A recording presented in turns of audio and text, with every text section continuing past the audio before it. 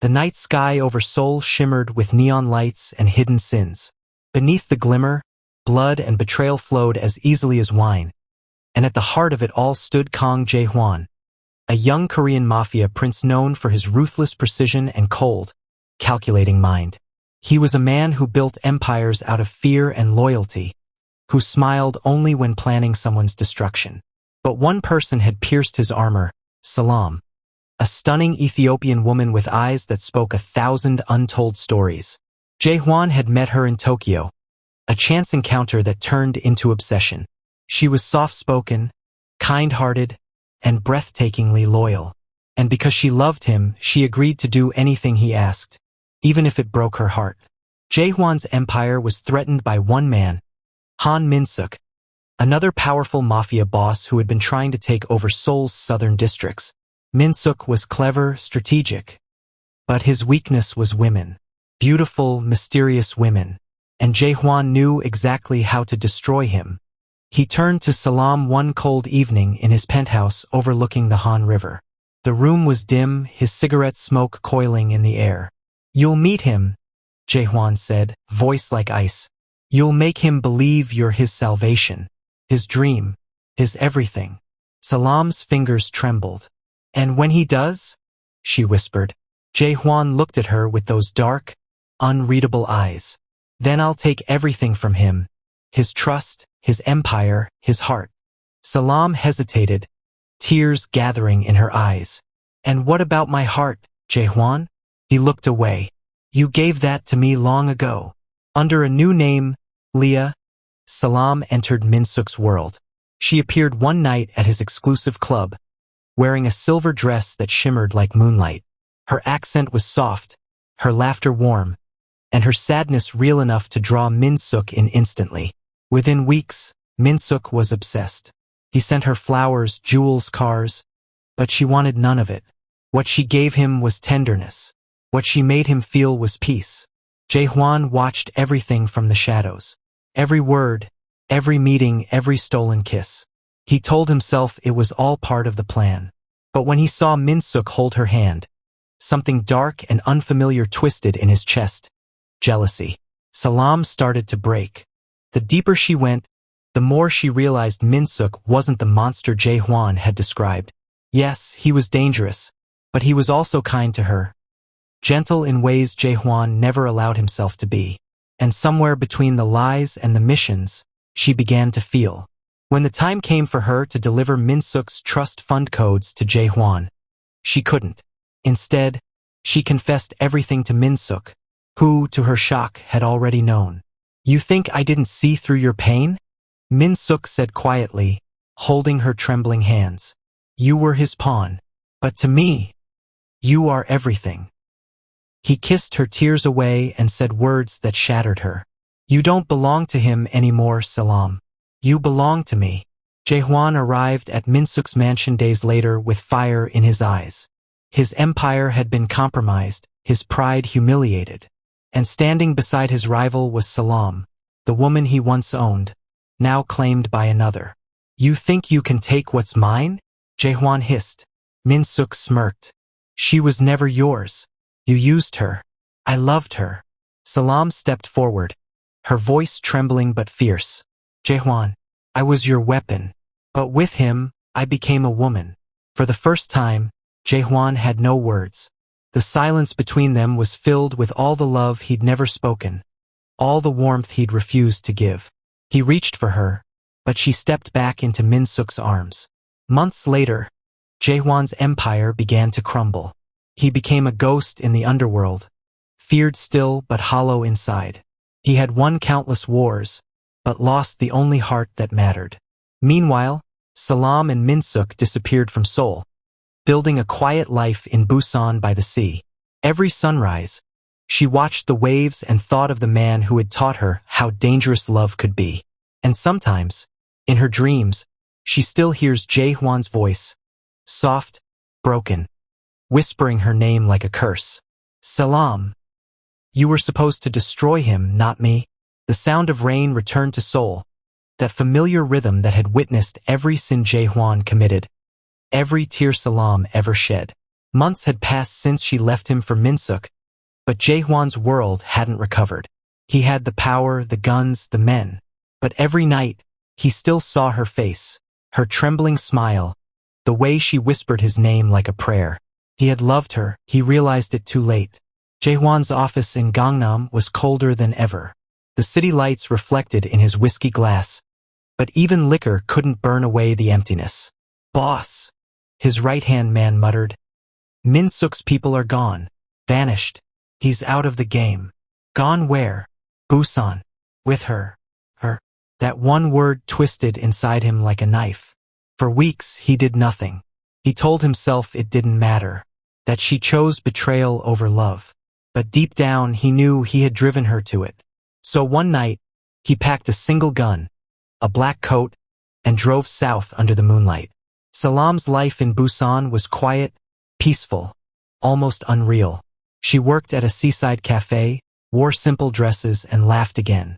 Minsuk adored her. He gave her freedom, gentleness, everything she once begged Jaehwan to understand. Yet some nights, when the waves crashed too loudly, she felt a hollow ache. A memory of dark eyes and rough hands that once held her too tightly and too protectively. Then one stormy evening he appeared. She turned from closing the cafe and froze. There he stood, drenched, dangerous, heartbreak in his gaze.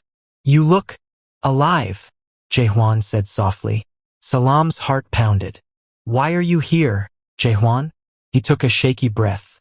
"To see if I still had one thing left that was real." The storm raged as they stood face to face, the past pressing between them like thunder. "You used me," she whispered. "You made me a tool, not a woman." "I know." His voice cracked for the first time she could remember. "But you were never just a tool, Salam. You were the only thing that made me human." Her eyes softened, but tears fell fast. "Then why didn't you fight for me?" "Because I thought love made men weak," he said bitterly. "And I couldn't afford weakness." Salam's hands trembled as he stepped closer. He cupped her cheek, and she didn't pull away. The rain slid between them like liquid fire, the kind that burned but healed. "I came to say I'm sorry," he whispered. "Not to take you back. Just to tell you I finally understand." But when she looked into his eyes, she saw it. The same fierce devotion she had once fallen for. And before she could stop herself, she leaned in and kissed him. It was not the kiss of lovers reuniting, but of two souls mourning what could never be undone. Days later, Minsuk returned. He knew. He had always known. He looked at Salam with quiet hurt, but no anger. "He came, didn't he?" Salam nodded slowly. "He did. And he left." Minsuk sighed and took her hands. "Do you still love him?" She hesitated. Her silence was the answer. "Then go to him," Minsuk said, voice breaking. "If part of your heart still belongs there, don't stay here out of pity." Tears streamed down her face. "But you're good to me, Minsuk. You gave me peace." "Peace isn't the same as love," he whispered. "Go. Find out what your heart truly wants." She found Jaehwan standing by the sea, staring at the horizon like a man trying to remember how to dream. "You're still here," she said quietly. He turned, shock flickering in his eyes. "I didn't think you'd come." She stepped closer, her voice trembling. "You once used me to destroy your rival, but in the end you destroyed yourself." He nodded slowly. "And I'd do it all again, if it meant meeting you." She smiled faintly, her tears mixing with the ocean spray. "I forgave you long ago, Jaehwan. I just didn't know it." Then, without words, she wrapped her arms around him. No schemes, no blood, no war. Just the quiet beat of two broken hearts learning to forgive. For the first time, he didn't feel like the Mafia Prince of Seoul. He was just a man, and she was the only truth he ever knew. Months later, rumors whispered through Seoul that Kang Jaehwan had left the Mafia world entirely. No one knew where he went. Some said Busan. Others said he vanished overseas. But if you walked along the Busan shore at sunset, you might see them, a Korean man and an Ethiopian woman, walking side by side, laughing softly. And when she looked at him, the world seemed to forgive him too. because even devils sometimes deserve a second chance at love. A full year had passed since the stormy night that reunited Salam and Jae on the coast of Busan. The city lights of Seoul were a memory now, replaced by waves, salt air, and the slow rhythm of a life they had never known before, peace. He had traded his black suits for simple linen shirts, his gun for a fishing net. The underworld whispered that the Mafia prince of Seoul was dead, and perhaps, in a way, he was. Salam woke early, the first sunlight touching her bronze skin as she watched Jae by the sea. He was barefoot, his hair tied back, his once cold eyes soft as he watched the horizon. She walked up behind him and wrapped her arms around his waist. "You still wake before the sun," she murmured. He smiled faintly. "Old habits die hard. And the nightmares?" He turned, cupping her face gently. "They're fading. You make them fade." Salam smiled, resting her forehead against his. "Then we'll keep waking before dawn, until all that's left is peace." For the first time in years, Jae believed that could be true. But peace never comes without ghosts. One evening, as the waves roared and the wind carried whispers of the past, a car appeared near their seaside home. From it stepped Han Min-suk, older now, calmer, dressed not in power but in forgiveness. Salam froze at the door when she saw him. Jae too went still, but his hand didn't reach for a gun this time. "I came to end something," Min-suk said quietly. The three of them sat together in the fading light, the silence heavy but not hostile. "I should hate you," Min-suk said to Jae. "You used her. You nearly destroyed me. But she taught me mercy." Jae nodded slowly. "And she taught me what love means. Not control, not power, just letting someone in." Min-suk smiled faintly and looked at Salam. "You changed us both, you know? Maybe that's your real power." Salam's eyes glistened. "No," she said softly. "Love did." When Min-suk left, the air between them felt lighter. The final war was over. No blood, no revenge, just peace. One night, the two stood on the shore, hand in hand. The moon reflected on the water like liquid silver. "Do you ever miss it?" Salam asked. "The power, the fear." Jae shook his head. "I thought that was living, but it was dying slowly. You gave me life again." He knelt in the sand and pulled a small box from his pocket. Inside was a ring, plain, silver, simple. "I can't undo what I've done," he whispered. "But if you'll let me, I'll spend the rest of my life proving I can love without breaking what I hold." Tears spilled down her cheeks as she nodded. "You already have." He slipped the ring on her finger, and for the first time, the man once known as Seoul's coldest killer felt warmth deeper than any fire. A year later, their small home was filled with laughter and the cries of a baby girl. Her name was Hannah, meaning one in Korean, the symbol of unity between two broken souls who had found each other again. Salam would hum Ethiopian lullabies as she rocked Hannah to sleep, and Jae would watch with a softness that no one from his old life would recognize. One night, as Salam fed their daughter, Jae sat beside her and whispered, "Do you ever think we were meant to destroy each other, just to rebuild something purer?" She smiled, kissing his hand. "No, I think we were meant to find each other in the ruin and choose to stay." He leaned over and kissed her forehead. "Then I'll stay, always."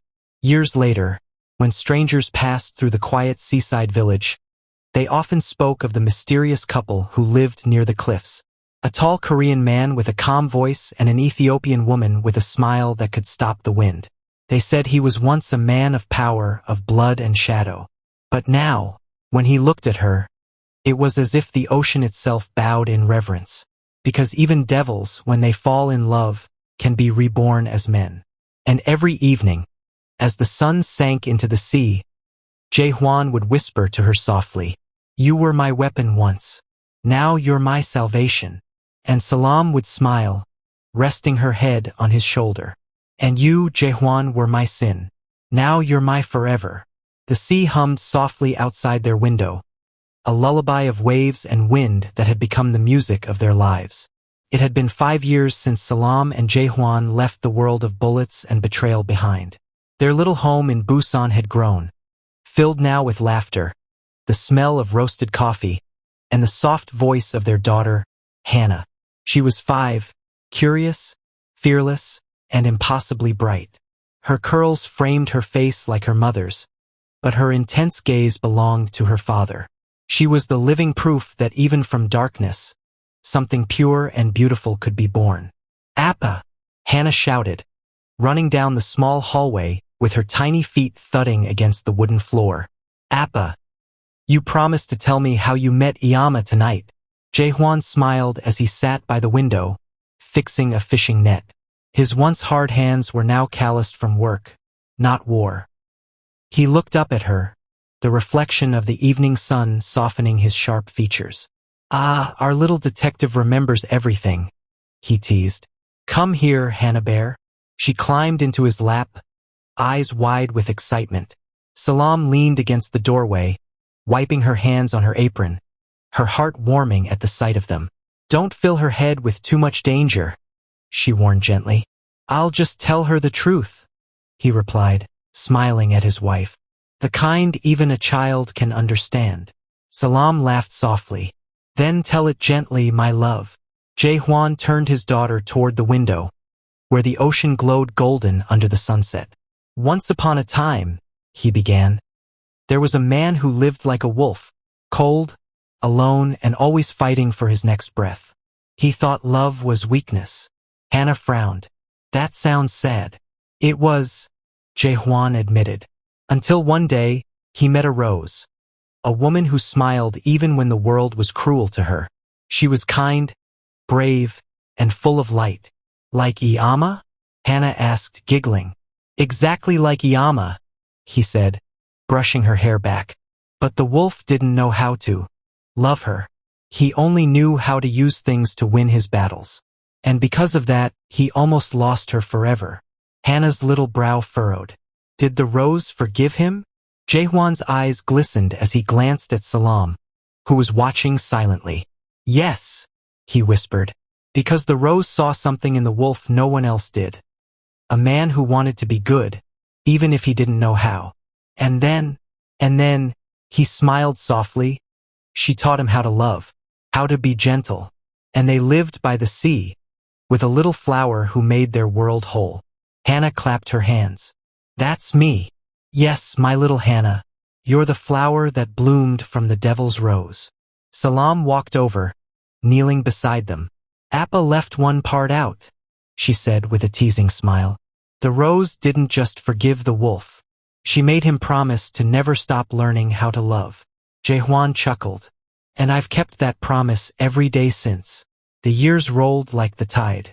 Jae-hwan opened a small dockside cafe with Salam, the Devil's Rose, named for the story that once defined them. Fishermen, tourists, and locals came not just for the coffee, but for the strange peace that surrounded the place. Hannah grew into a bright young girl who helped serve customers and painted seashells with her mother. And every evening, as the sun dipped behind the water, she'd run to her father's side, tugging his sleeve. "Appa, tell me again. How did the wolf find his rose?" He'd smile and pull her close. "Because even wolves get lost in the dark, Hannah. But love always finds its way home." One spring morning, a letter arrived from Seoul, written in familiar handwriting. It was from Han Min-suk. "Jae-hwan, I hear the sea has been kind to you. I wanted to say, thank you for letting her go when you did. I found peace too. Maybe one day, our paths will cross again, as men, not enemies. Until then, live well. Min-suk." Jae-hwan folded the letter and looked out at the ocean. Salam stood behind him, slipping her hand into his. "The past never leaves," she said softly. "No," he agreed, "but it doesn't haunt me anymore." He kissed her forehead, the wind brushing their faces like a blessing. "Because the past gave me you." Years later, Hannah would grow up and tell her own children about her parents. About the man who was once feared by all of Seoul, and the woman who taught him that even devils could fall in love and rise as angels. And on quiet nights, when the waves sang to the shore, the villagers swore they could still see them. Salam and Jae-hwan, walking hand in hand beneath the stars, their laughter blending with the ocean breeze. Because true love, even born in sin, never dies. It just learns to live softer. You were my darkness, she'd once told him. But I chose to stay because even darkness can bloom when it meets the light. And he would whisper back, forever and always, you were my light, Salam, my only redemption. The sea had become their world. It carried the echoes of the lives they had once lived, the gunfire, the betrayals, the hunger for power, but it also carried peace. Busan had softened them both, polishing away the scars the way the ocean smooths even the sharpest stones. Jaehwan and Salam had now been together for more than 20 years. Hannah was 16, graceful, smart, stubborn like her father, and tender like her mother. Every morning, before the sun touched the horizon, Salam still rose first. The sound of the kettle whistling always woke Jaehwan. Even now, though he pretended to stay asleep just to hear her hum. She would stand by the window in her long robe, pouring coffee while the sea fog drifted in through the cracks. You're staring again, she teased one morning without turning around. Because I still can't believe you're real, he murmured. She laughed softly. After all these years? Especially after all these years, he said, walking over to kiss her shoulder. You made forever look easy. Salam smiled, but her eyes lingered on him. His silvering hair, the wrinkles around his eyes. She loved every mark time had left on him. Each one was proof that he had survived. That evening, as Hannah prepared for a school dance, an unexpected visitor came to their cafe. A tall man in a dark coat, face lined with age, eyes full of history. He and Jaehwan stared at each other for a long moment. No hatred, no fear, just the quiet respect of men who had once stood on opposite sides of the same abyss. It's been a long time, Minsuk said. A lifetime, Jaehwan replied, motioning him inside. Over coffee, they spoke of the old days, of lost brothers, buried secrets, the price of power. Then Minsuk looked toward the photos on the wall. Salam smiling with Hannah at the pier. You got what neither of us thought we deserved, he said softly. Jaehwan nodded. Peace. No, Minsuk said. Redemption. When Minsuk left, Salam found Jaehwan standing by the window again, silent. Do you ever regret walking away? She asked. He shook his head. No, but I sometimes wish I could tell that younger man, the one with blood on his hands, that this was waiting for him. Maybe he'd have stopped fighting sooner. Salam slipped her arm around him. Maybe he needed to fight so he could learn how to hold gently. On Hannah's 17th birthday, the family walked down to the beach with paper lanterns. They wrote wishes on them before setting them afloat into the night sky. Hannah's read, To always love the way my parents love. Salam said, For peace to never forget our home. Jaehwan hesitated before writing this. Then he wrote simply, Thank you for her. When the lanterns rose, their light reflected in Salam's eyes. And for a moment Jaehwan saw her as she had been that first night in Seoul. Fierce, beautiful, and untouchable. He reached for her hand. You saved me, he whispered. She smiled.